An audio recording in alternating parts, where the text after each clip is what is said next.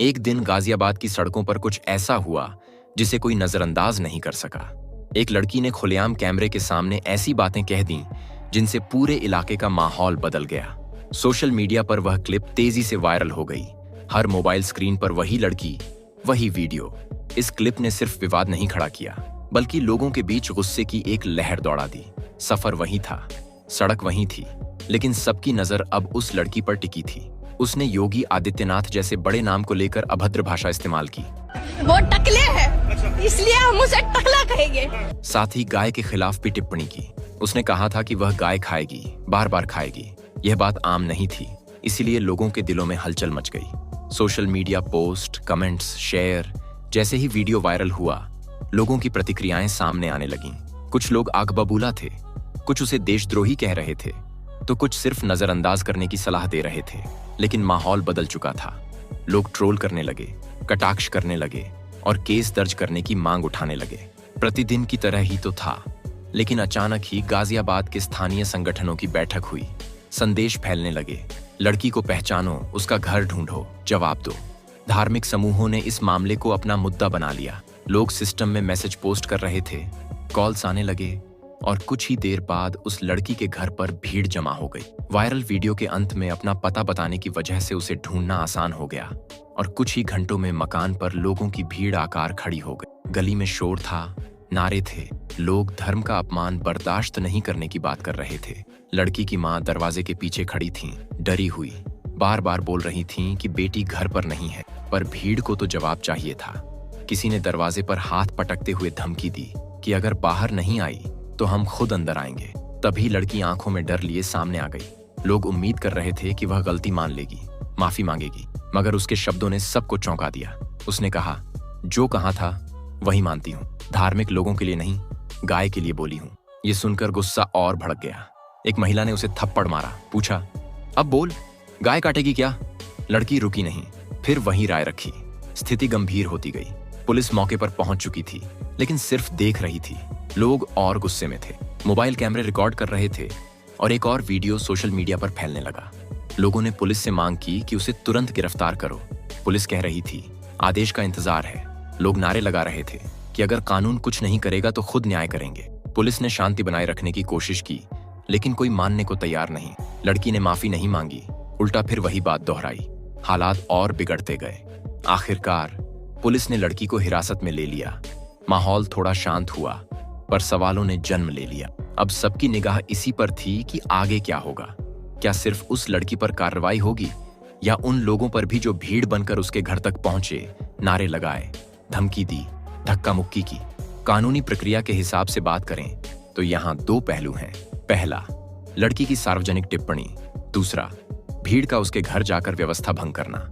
IPC की धाराओं के तहत सार्वजनिक शांति भंग करना, धमकी देना, बलवा करना, ये सब अपराध हैं। कानून भीड़ में शामिल लोगों पर भी कार्रवाई कर सकता है और सजा 1 साल से लेकर 7 साल तक हो सकती है।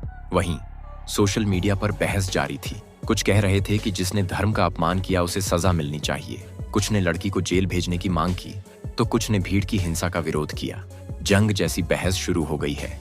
ट्विटर, फेसबुक, इंस्टाग्राम पर हजारों कमेंट्स और पोस्ट दिखाई देने लगे। वीडियो को शेयर किया गया। लोग अपने अपने तर्क लिख रहे थे। कोई इसे मानवता के खिलाफ बता रहा था, तो कोई इसे धर्म की रक्षा मान रहा था। कुछ पत्रकारों और सोशल मीडिया एक्टिविस्ट्स ने भी आवाज उठाई। भीड़ का रवैया गलत है, ऐसी घटनाओं को रोकना जरूरी है, वरना आने वाले वक्त में कोई भी अपनी राय रखने से डरने लगेगा। गांव, शहर, घर, हर जगह यह बहस थी। लड़की के परिवार पर दबाव था। सारे रिश्तेदार और पड़ोसी भी सवाल कर रहे थे। मां बार बार कह रही थी कि बेटी से गलती हो गई थी, लेकिन इतनी बड़ी नहीं कि सब उसके घर तक हमलावर हो जाए। परिवार अब थाने, मीडिया के चक्कर लगा रहा है, बेटी को बचाने की गुहार कर रहा है। जिंदगी बदल गई है, लोग पीछे से बातें कर रहे हैं। लड़की की मां सोचती हैं कि अगर उस दिन पुलिस सख्ती दिखाती तो शायद परिवार को इतना डर, इतनी शर्म न झेलनी पड़ती। सोचिए, अगर आपके घर कोई भीड़ यूं पहुंच जाए तो आप क्या करेंगे? क्या हम सच में न्याय चाहते हैं या सिर्फ अपने गुस्से की तसल्ली? यही फर्क तय करता है कि समाज बन रहा है या हम सिर्फ भीड़ का हिस्सा बन गए हैं। क्या किसी की एक गलती हमें इतना अंधा कर देती है कि हम इंसानियत और कानून दोनों भूल जाते हैं? कानून का रास्ता क्या सच में इतना मुश्किल है कि हम उसकी जगह खुद फैसला करने लगें? कई लोग कह रहे थे लड़की ने गलत किया, उसे सजा मिले। लेकिन सवाल यह भी है कि हिंसा का जवाब हिंसा से देना कहां तक सही है? किसी के शब्दों के बदले उसके घर में घुस जाना क्या इंसानियत है?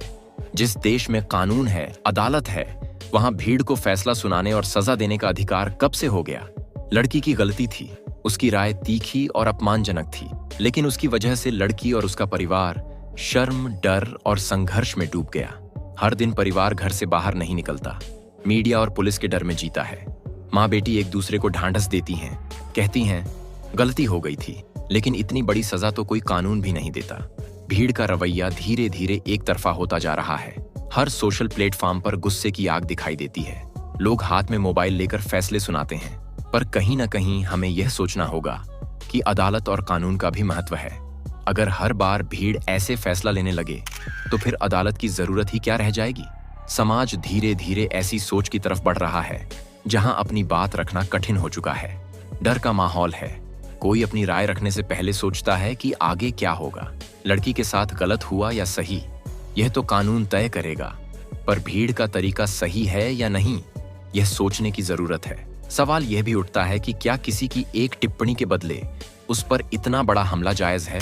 क्या देश में बोलने के अधिकार के साथ संवेदनशीलता की भी जरूरत है? कानून कहता है गलत मत करो, लेकिन यही कानून भी कहता है भीड़ बनकर न्याय करना अपराध है। आज की घटना सिर्फ एक लड़की या उसके परिवार की नहीं रह गई, ये सोच की मिसाल बन गई है। सोशल मीडिया ने मामूली टिप्पणी को बड़ा विवाद बना दिया। लोगों के गुस्से ने घर का चैन छीन लिया। पुलिस की कार्रवाई सिर्फ एक पक्ष पर केंद्रित नजर आई। सवाल उठे कि क्या दूसरे पक्ष पर भी मुकदमा चलेगा? लड़की ने गलती की, लेकिन उसका विरोध करने वाले भी कानून का उल्लंघन कर गए। अब अदालत के फैसले का इंतजार है।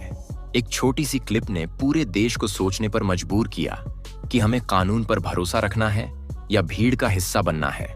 जो हुआ वह एक चेतावनी है। क्या हम समाज बना रहे हैं या सिर्फ भीड़ की भाषा बोलने लगे हैं? फैसला अब आपका है। पूरा मामला जितना बड़ा था, उतना ही गहरा संदेश भी छोड़कर गया है। सोचिए, एक छोटी सी टिप्पणी ने पूरे समाज में बहस छेड़ दी, रिश्तों और सोच के बीच एक नई दीवार खड़ी कर दी। आज सिर्फ वीडियो या सोशल मीडिया पोस्ट से किसी की जिंदगी बदल सकती है, लेकिन सवाल हमेशा यही रहेगा, क्या न्याय का रास्ता भीड़ तय करेगी या कानून? गलतियों की सजा होनी चाहिए, लेकिन क्या वह सजा हमारा गुस्सा है या समाज का संयम?